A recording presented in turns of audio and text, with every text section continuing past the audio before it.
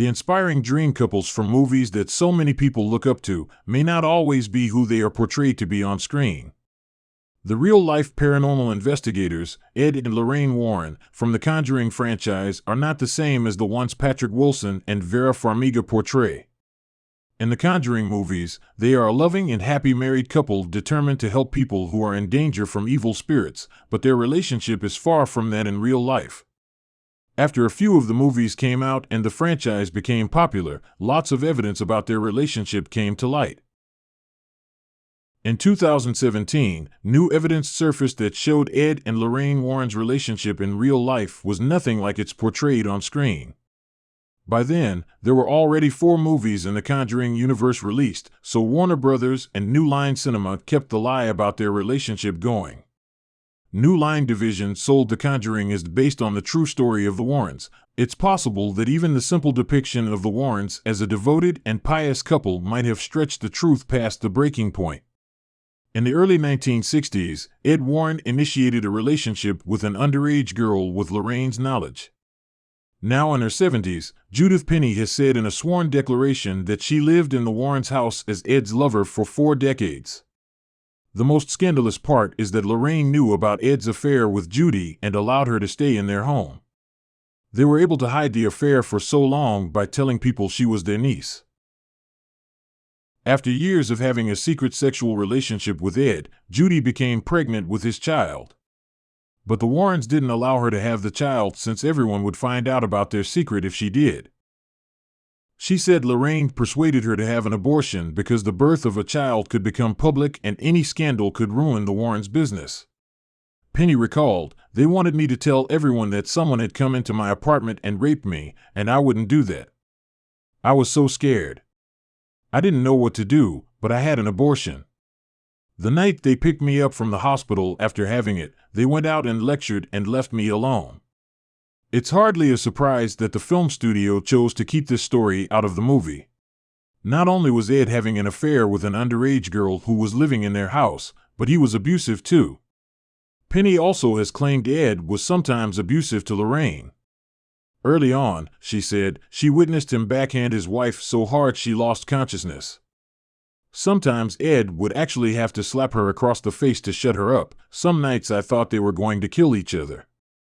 The Ed portrayed by Patrick Wilson in the Conjuring franchise is nothing like that. He's always really sweet to Lorraine, played by Vera Farmiga, and is never abusive to her. Even though the production companies knew the truth about Ed and Lorraine's relationship, they still sold it as a loving, dream marriage so they could keep getting people to watch the movies. Ed and Lorraine's daughter, who was also named Judy, didn't live with them like she did in the Conjuring movies. Judy Spera, previously Judy Warren, is Ed and Lorraine's daughter. Since her parents often traveled, she spent most of her childhood with her grandmother, Georgiana, in Bridgeport. Ed and Lorraine told her they took Judy Penny in so she could have a place to stay and watch their house. But their daughter could have helped watch the house if she lived with them. Ed passed away before the Conjuring movies began, so Lorraine was the one who consulted on them, and she had some very specific restrictions for the films. Lorraine seems to have been intent on preventing any sordid aspects of her story from being portrayed on screen. Her deal with New Line to serve as a consultant on or model for The Conjuring includes unusual restrictions. The films couldn't show her or her husband engaging in crimes, including sex with minors, child pornography, prostitution, or sexual assault. Neither the husband nor wife could be depicted as participating in an extramarital sexual relationship. There could have been a few different reasons why she wanted these restrictions, but most of them related to what happened between them, especially Ed and Judy Penny. So it seems like it wasn't just the film studio that decided to keep the truth private, but Lorraine herself who wanted it that way. While Ed and Lorraine didn't technically get paid for their cases, they used them to help their careers and make a lot of money off of them. The couple did help people, but they also used those people's traumatic experiences to make money.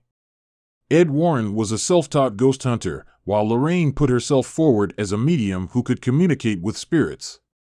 The Warrens didn't take fees for their work, but they enjoyed immense financial success nonetheless thanks to 9 books, a busy lecture schedule, and consulting on films based on their exploits. Including the 1979 and 2005 versions of the Amityville Horror, Judy Penny didn't receive anything even though she helped them with their cases sometimes and lived with them for years.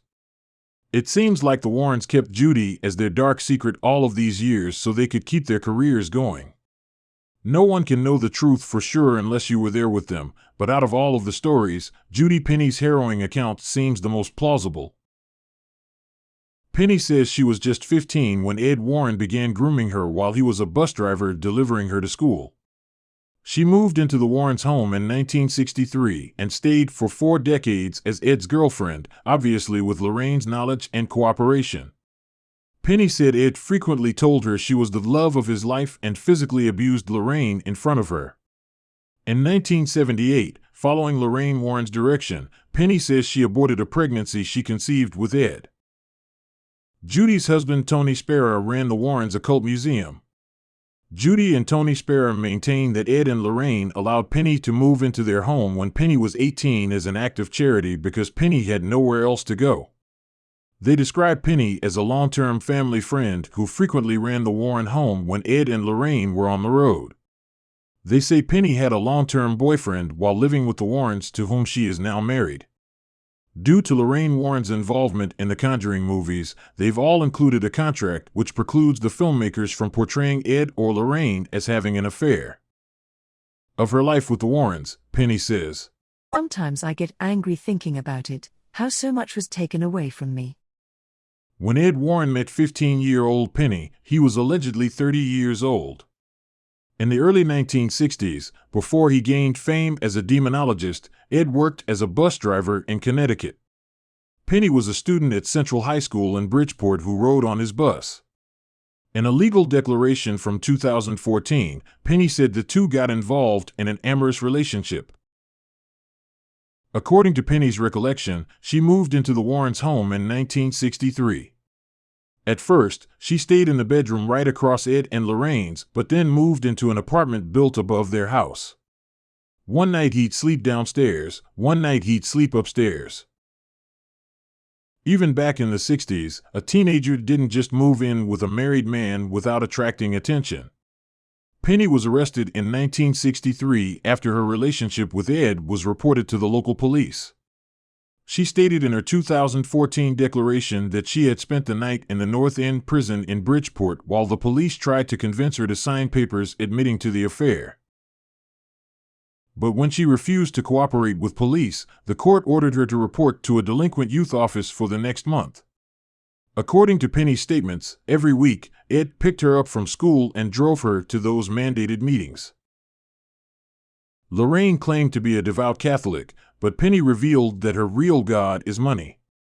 In a tearful and emotional recording, Penny recalled, "They wanted to tell everyone that someone had come into my apartment and raped me, and I wouldn't do that. I was so scared. I didn't know what to do, but I had an abortion. The night they picked me up from the hospital after having it, they went out and lectured and left me alone." Penny also said she helped Ed maintain his status as a ghost hunter. He once claimed that he had captured the White Lady, a spirit haunting the Union Cemetery in Easton, Connecticut. He supposedly caught it on tape while he was camping in the graveyard in the summer of 1990. Penny said that he wanted to make a video of what the White Lady would look like if anyone spotted her. Penny donned a white sheet while he filmed her. Not long after the original Conjuring movie came out, producer Tony DeRosagrund emailed top Warner Brothers and New Line executives to inform them that the movie wasn't exactly the true story of the Warrens as it was advertised. DeRosagrund is now in a legal battle over profits from the movies, claiming that he was left out of the sequels as well as spin-offs. In an email in 2013, he expressed that a woman close to the Warren family who had seen the film and the couple's depiction in it was mortified as to the inaccurate portrait of the relationship between Ed and Lorraine Warren. The individuals copied on the email included Warner Brothers chairman Kevin Tsujihara, marketing chief Sue Kroll, and then president of New Line, now president of Warner's film studio, Toby Emmerich. In addition, outside counsel Michael O'Connor and in-house attorney Craig Alexander received the email as well. All the higher-ups knew about these allegations. It is unclear whether Warner Brothers responded to the email. A JAMS arbitrator took de Rosegren's statement about Penny to New Line as a threat, which weakened its credibility. New Line is currently pushing sanctions against the producer in yet another pending litigation. Not only was their happy, on-screen relationship a far cry from the toxic relationship that they were actually in, but there are even more inconsistencies about the Warren family depicted on screen. De Rosegren also brought up their daughter in the email. Ed and Lorraine's daughter, Judy, is played by Sterling Jarrens in the original Conjuring movie. However, she didn't grow up living in the house with her parents. She lived with Lorraine's mother. Penny claimed that she was the only young girl living in the Warren house. De Rosa wrote, Ed was a pedophile, a sexual predator, and an sick, physically abusive husband. The email went on to say, Lorraine enabled Ed to do this. She knowingly allowed this illegal relationship to continue for 40 years. They lied to the public. This email was sent after the first movie, but The Conjuring 2 emphasized the Warrens' loving relationship even more. At a certain point, Ed's character goes as far as to sing Can't Help Falling in Love to Lorraine, and at the end of the movie, there is a flashback to that moment as the couple slowly dances in the living room. The Warrens' straightforward earnestness fuels the film, more so than their Catholicism, Sherry Linden wrote in THR's review of The Conjuring 2. Amid the chills and thrills, the childhood anxieties and vulnerability, director James Wan has made a celebration of the demonologist duo's marriage. In de Rosegren's email, he wrote that he assured Penny that he could temper the romance and marriage between Ed and Lorraine in the Conjuring sequels. He also warned executives that Penny might reveal her story to the media and how detrimental that could be for the franchise. Once this comes out, do you think Patrick Wilson or Vera Farmiga would knowingly play Ed and Lorraine ever again? He wrote.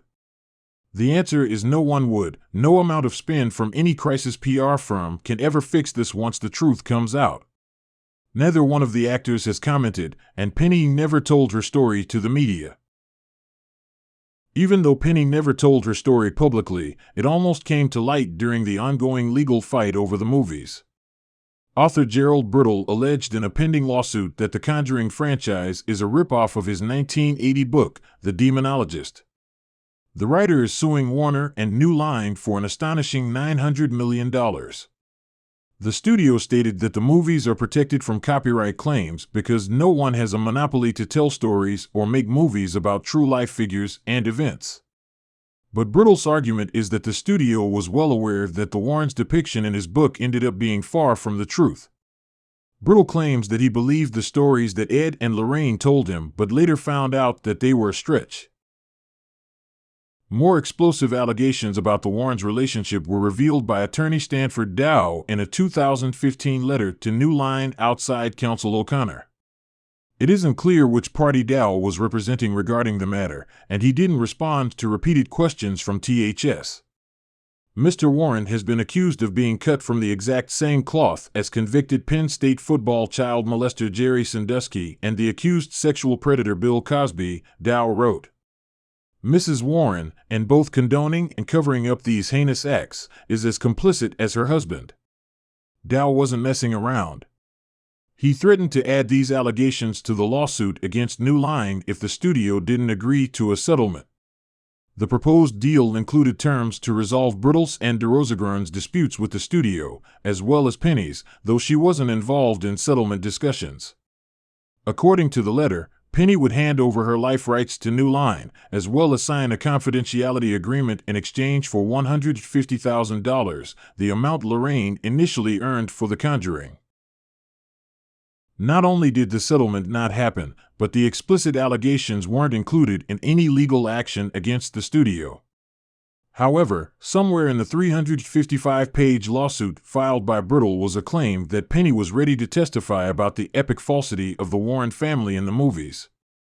The lawsuit stated that Penny would disclose the absolute charade of this family dynamic as told by the Warrens, and as depicted as fact in all of the defendants' movies. The true family dynamic was known at the highest executive levels of both New Line and Time Warner. It went on to accuse the studio of ignoring the truth in order to protect its billion-dollar franchise. Brittle refused to comment or share details about Penny, whom he has known for years. He even referenced Penny in his book while discussing a 1974 haunting in the family home of Peter Beckford in Vermont. As the story goes, Peter's 19-year-old daughter, Vicky, invited a demonic spirit into the family's life through an Ouija board, so he turned to the local ghost hunters. Pete telephoned the Warrens and spoke with Judy Penny, a young woman who works as a liaison when Ed and Lorraine are out of town, Brittle expressed in his book. Judy has heard some hair-raising tales over the phone, but this one particularly scared her. The Warrens are out west, she told Pete Beckford, but I'll relay the message to them.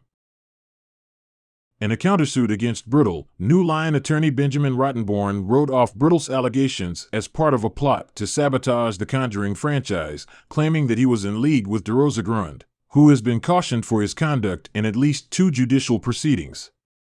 So, they were basically accused of making up all these stories to ruin the success of The Conjuring.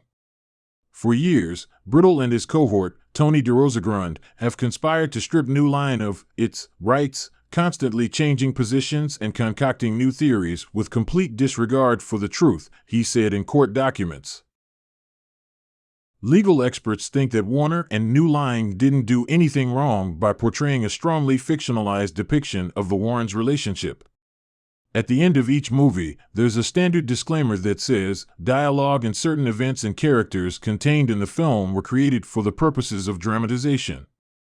Attorney Lincoln Bandlow said, I do think the public understand that based on means that some liberties with storytelling have been taken.